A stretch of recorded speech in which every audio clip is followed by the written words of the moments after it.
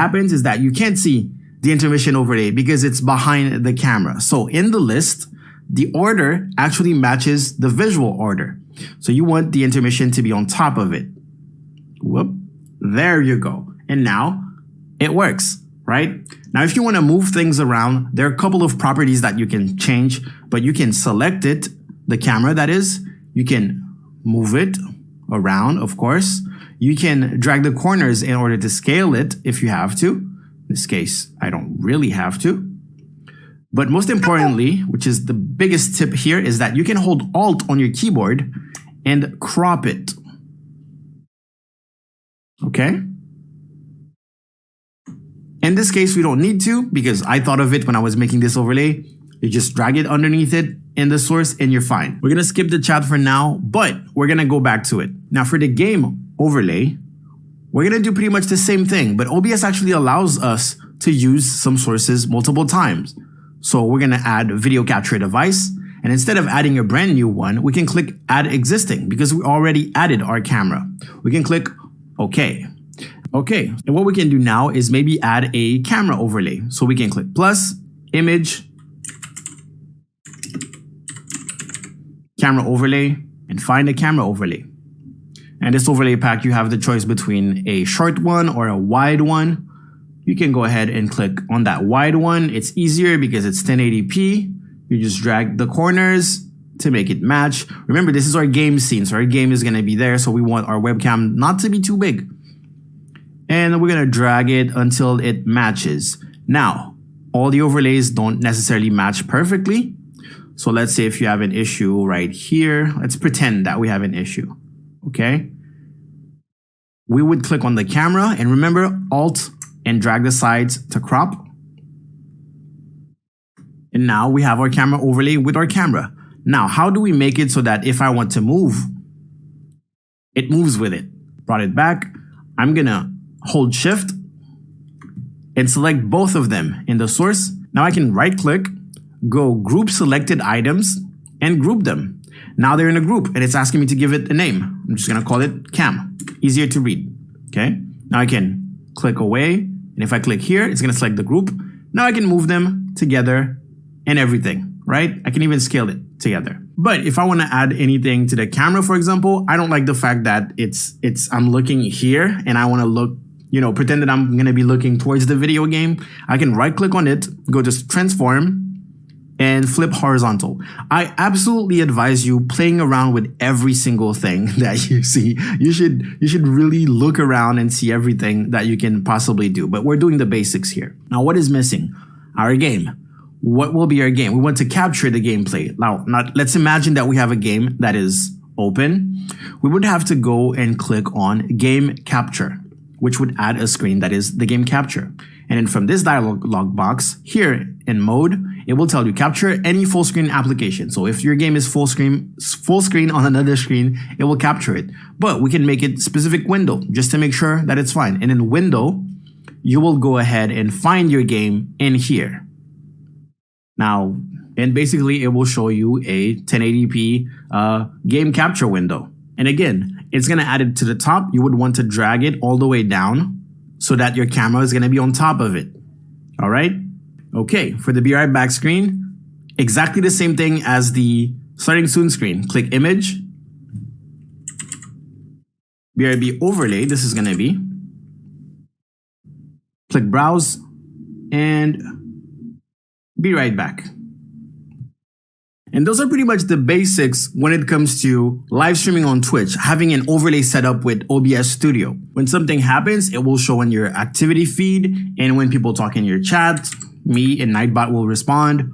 It will also show up on your screen. Those are not things that people can see. Everything that people will see on stream is what's here, according to the output resolution. Now, we have an issue here. Our issue here is that, as you can see in our audio mixer, which is right here, it's not showing us any sources. And here it's showing camera, but we don't see a microphone. So let's fix this. We're gonna go to settings and we're gonna go to audio. Okay, so global audio devices, this is where it's at. Desktop audio is important. It's going to be the device that you're hearing the sound from. It will capture everything that you can hear. Basically, the stream will be able to hear it. You can leave it at default, so it will just match whatever Windows has as default. For example, right now, my Windows has my TV, and it will pick up everything that I play on my TV. It will pick it up. Or you can pick a specific source. If I have my headphones on at the same time, I can also make sure that everything that I'm playing in my headphones is going to be picked up. And then mic auxiliary audio is your microphone. And in this case, let's pick something else. Let's pick my VR headset microphone just to show you. And once you do this and you click apply, then OK, you will see that it added those two sources in every single scene, right? Now, our camera is actually not emitting any sound. So we want to hide this. We're going to click on the little cogwheel here, and we're going to click on hide. That's it. To make sure that we just have desktop and mic. And of course, we have this little graphic visualizer to know that when we're speaking. If you want to mute yourself, you can just click here. And as you can see, it's not picking it up anymore. And now it's picking it up. If you play some sound on your desktop, it will move like that too. And as long as you see those things moving, that means that stream can hear them. Okay, now let's talk about the extra steps. For example, on this overlay, you're supposed to have a chat box. In general, you don't just want to see things happening in the activity feed to thank people for supporting you. You would like to see a little graphic that says, hey, this person just followed. Maybe a little sound plays with it. You would also maybe want to have the name of your most recent supporters at the bottom. Now, Twitch doesn't do that. Twitch does not have alerts. I mean, unless you're using Twitch Studio, but don't use Twitch Studio. Twitch does not provide those services, basically, those cool little widgets and stuff. Twitch doesn't really provide them. OBS Studio does not provide them either. So you will need a company that allows you to link your Twitch channel with them, and then they will show things basically when you get some alerts or change the little labels every time someone new follows and stuff like that. There are multiple services. I personally use Streamlabs. There's also Stream Elements that you can use. They pretty much do the same thing, maybe differently, but ultimately it's the same thing. So for this video, I'm going to show you how to do it using Streamlabs. And Streamlabs is a service, not to be confused with Streamlabs OBS, which is a software made by Streamlabs. Anyways, let's go to streamlabs.com. It's that simple. And what you do when you go to streamlabs.com is that you click login and you log in with your Twitch account. It's going to ask you to authorize and all of that. And now it brings you to the dashboard. Don't let this intimidate you, okay? Up top, there's a search bar where you can just type whatever you're looking for. You want the alert box that I talked about? Let's type alert box. It will bring you to the alert box settings, okay? As you can see here, it says use the URL below in OBS Studio. So this is the URL that they are talking about, okay? As you can see, all of those things are checked. That means that we are about to add an alert box that will display all of those alerts. If any of those things happen, it will show up from that one alert box. You can actually uncheck them if you don't want some of them to show up, but ultimately this is here, okay? So we're gonna click copy. I'm not gonna show you how to customize your own alerts in this video, but you should be using the default. I don't currently have the default, but you'll see. And then go back to OBS Studio.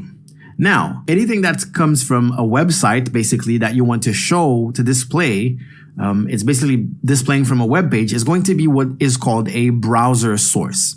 So when you add that to your scene, you're going to go find browser. And we'll call this one alerts. And as you can see here, it asks you for a URL, and that is the one that we just copied. So let's just Control V. There you go. Now, you can leave it at this size if you want to. That's 800 by 600. If you're just starting out, that's completely fine. Unless you have alerts that you want to be really full screen, then you can put, 1080p here. So far, so good. Just click OK. This is going to disappear. And now we have this empty box. But what does it mean? What does the empty box? Okay, basically it means that there's no alert going on right now. So that's why it's not showing. So what I'm going to do is show you how to test your alerts. Click here, So on the Streamlabs website, you can test follow, test sub, test resub, test all of that. I'm gonna lower my volume and basically it will show the alerts in the alert box. So let's test follow. Remember, I have custom alerts.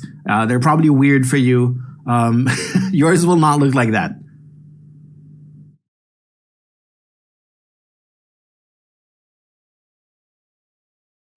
And basically, a little graphic will show up with some text that you can customize. I'm going to let you go play around with this page, but there you go. If someone subs, if someone gives you bits. Oh my God. Always scares me. And I have TTS, so let's wait it out.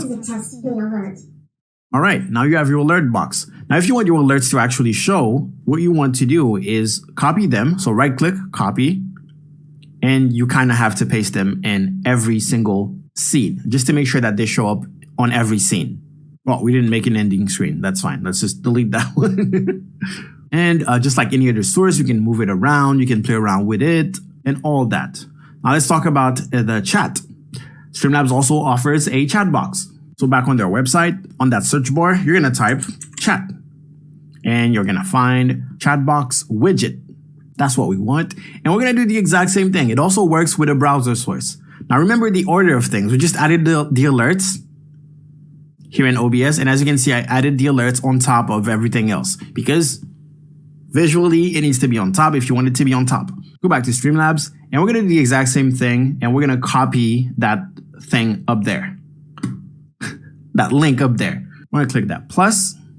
Well, we don't want to add chat on this starting soon screen. Let's go to intermission, click on that plus, click browser, and then click chat box. I'm gonna select this, replace it, but here's an issue here. We don't want this to look like that, okay? We want this to have pretty much the same shape as what we're seeing here. So what we can do is move it. First of all, we're gonna move it, and then we're gonna play around with the values here until they look like what we want it to look like. So the width, we want that to be at least 400. Let's click away. Why is it not updating? And then the height is probably going to be 700. Let's click OK. Oh, that's nice. That's actually perfect. Oh my God, I nailed it in the first try. What? Okay, you might have to play around with it a little bit more. But there you go. Technically, you have a chat box now. If you type in your chat, it's going to show up here. And if you don't like the way the font looks or anything like that, you can just go back to the website here and play around with it until it looks like something you like. A little bonus tip is that if you switch scenes and you come back and this is empty, you need to right click on chat box, click properties, and then here it will probably have this ticked saying shut down when source not visible. You need to uncheck it, okay? That's why it stays here. Let's talk about stinger transitions. Stinger transitions are going to be at the bottom of your audio mixer. So you can click scene transitions here. And as you can see, I have it on a fade and I can play around with the duration of that fade. But there's a bunch of others. You know, there's also swipe, there's cut. So it's a little brutal. There you go. And you can add extra ones. If you add them, that doesn't mean that they're going to be necessarily selected. It's just you can add multiple ones and then you can pick them depending on which stream. It's going to add them because right now by default, I only have cut and fade that are set. And I'm going to have to add those so I can select them later on. Let's say swipe, add swipe. Just going to call it swipe. That's fine. And here you can preview the transition. You can swipe in